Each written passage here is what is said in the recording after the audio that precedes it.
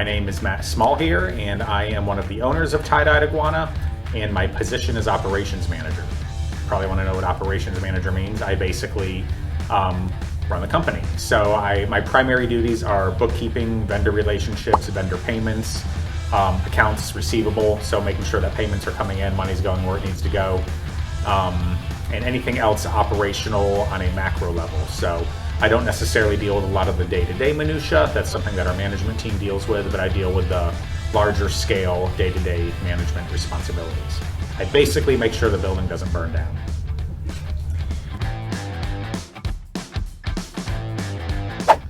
Well, I'm one of the founding members, so we opened April 1st, 2006, which puts me just shy of 16 years. And when we opened, for what it's worth, it was just myself, my wife Stephanie, and my son Landon. That was it. There were no employees.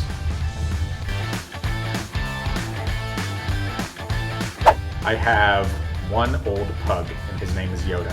So when we opened, we had tons of animals.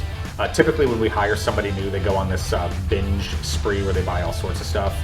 We did the same thing, but over the years we've gotten rid of everything and decided it's better to keep it at Tye-Dyed. And we were down to 2 dogs and 2 cats. 2 of the cats and 1 dog has passed, so we have Yoda. And if you shopped here in the early days, you probably remember 2 baby pugs running around. Yoda is the last man standing on that last pug. He's 14.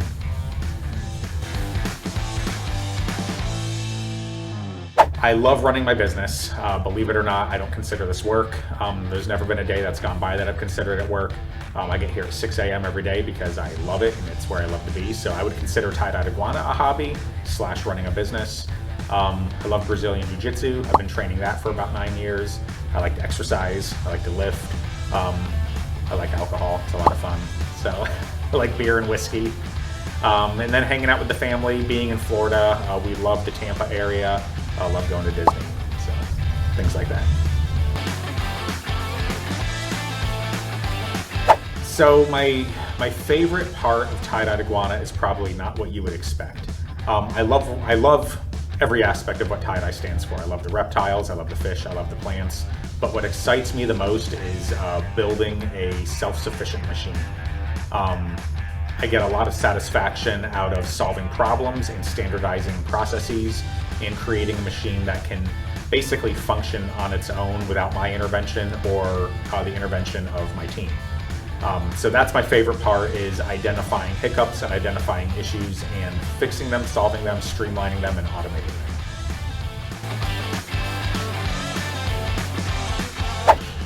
them. Dude. You want me to pick one? I mean, you're talking to the guy that built this place from the ground up. What's my favorite or funniest memory? And if I had to pick one, and it's going to change as soon as I say this because there's so many, and I'd really have to think about it. But it's probably the same one that Heather shares with me, and it was when I fell through the parking lot once. I came in one day, and it was before our store was all joined together into one large 10,000 square foot space. There was a church between our store and our warehouse. And it was the middle of winter, and I walked out back and I saw water bubbling up from the ground. And I was like, man, what's that? And I kind of like hunched down and I'm walking up to the water trying to figure out what's going on.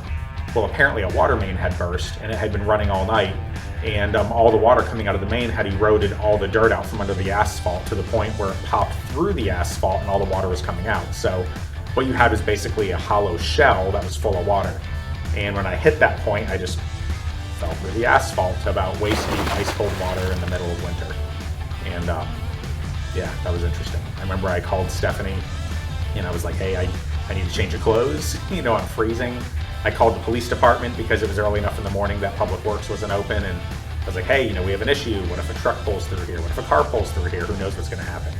And the void under the ground only ended up being maybe 15 feet across. So it wasn't major, but it was big enough where if a car drove over it, it would have been in there. But that's one of many moments, and I've got some funnier ones that are not appropriate to share here, but yeah, that would be one that comes to mind.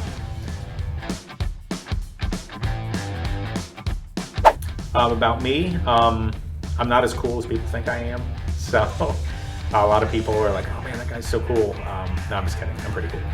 But no, fun fact, I'm an elected official. A lot of people don't know that. Stephanie and I are highly involved in the O'Fallon community.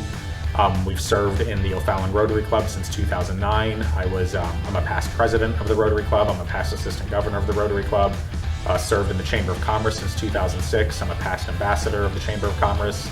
I've held elected office since 2012, I think, maybe earlier, maybe 2010. I'd have to go back and look at that. But I was a precinct committeeman elected. I was a city council member for the city of O'Fallon elected.